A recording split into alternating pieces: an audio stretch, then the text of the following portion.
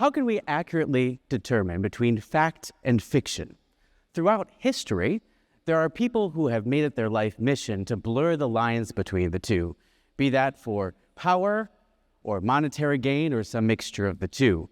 So surprisingly, even though we have the scientific method, it's incredibly difficult to determine between the two in our everyday lives, especially in a world filled with misinformation and, well, social media, although that might be kind of redundant. I don't believe in anything psychic. I don't believe in fortune-telling or the supernatural or any kind of magic at all. And yet, that's how I make my living. I am a magician, which gives me a particular approach that I get to filter and study human behavior and the way people think through that very particular lens. I'd love to give you a demonstration, if I may. I have a clicker. I love it. And we have nothing on the screen. Even better. There we go. That's the first slide. I'd like everybody to imagine right now that you're standing in front of a white screen. And I'd like you to imagine that you have a pen and you make a quick drawing on that screen, something simple, something that you could do in just a matter of seconds. Something that if you showed somebody, it would be instantly recognizable to them. Now, about 85% of you will do about the same thing or something very similar. You'll draw a smiley face, a stick figure. You might draw a flower. If you did one of those things, I'd like you to raise your hand right now if you did one of those things in your mind. Interesting. The people who didn't do that are the people I find the most interesting to work with because they think a little bit outside the box. And I'd like to try something with one of you right now. Right here down in front on the end of the red shirt, would you mind helping out? Make your way down here to the stairs. I'll meet you there. Give her a big round of applause. Hello, hello. Yes, yes, yes. Put your personal effects there. Hi, how are you? Come right up here. What is your name? My name's Sarah. Sarah, nice to meet you. I'm George. Stand right here to my right. That's perfect. Sarah, you did something a little bit different than everyone else? Awesome. Would I be correct, Sarah, that when you were a little bit younger than you were now, you had a pet when you were younger? Interesting. Would I be correct that it wasn't a dog, was it? It was a cat, wasn't it? And we haven't met before.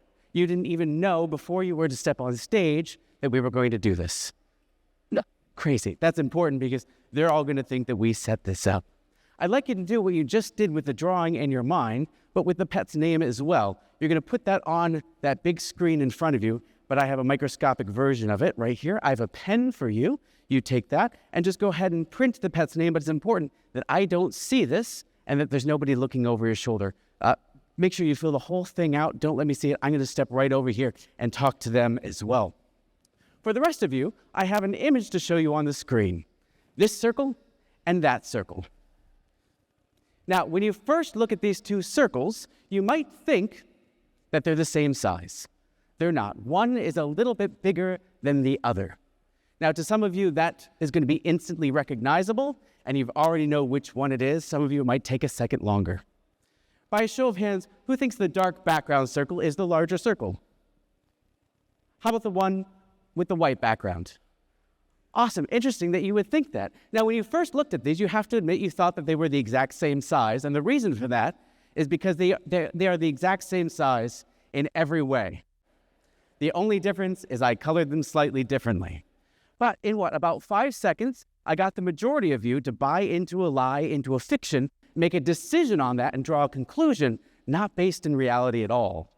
And if I can do that in 5 seconds, imagine what somebody who doesn't have your best interest at heart can do. It reminds me of this phrase, think you can't be fooled? Well, think again. All done? Face down? I don't want to actually touch it, but we're going to put it, I just touched it, but we'll put it right inside there. And this is for you. Hold that. And would like you to seal that up as well. I got a piece of tape. We don't have to lick anything. And I'd like you to just do a couple quick checks to keep us honest. Hold it up to the light. Make sure you can't see through that in any way. That's perfect. And also press on that envelope as well to make sure that you can't read the text through the card. That's perfect. Would you mind popping it in the wine glass? And we'll put it right there. Think of that pet. Is the pet still with you? No. In other words, if I were to research you on social media, there's no way I could know what this is. May I hold your hand for just a moment? This is what a psychic might do.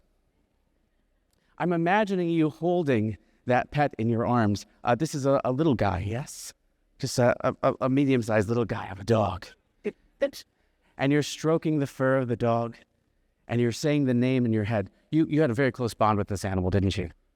And you all know that this is BS, right? But you're thinking, my dog, say it in your head, my dog, is that Monkey? My dog Monkey? It's a cat. My cat? I'm sorry, my cat Monkey, is that correct? Yeah. Big psychic I am. I say dog, it's a cat. But Monkey is the name of the dog? Yeah. Fascinating. I'd like to try one more thing with you. If I were to have you draw that same drawing that you had in your mind, but the size of one of these chalkboards, would you be able to do that? Sure. Awesome. I'm going to give you a bit of chalk. Don't do it yet. We're going to stand back to back, and we're both going to draw at the same time. Okay. Would you freak out if we could both draw the same thing in real time together? Not to a point it'd be medically. Not to the point where it'd be medically concerned. That's good. You face that way, I'll face this way. I'm glad no one's going to have to call 911. When you say start, we'll both start drawing. When you say stop, hopefully we'll both be done. Ready? Start. She says start.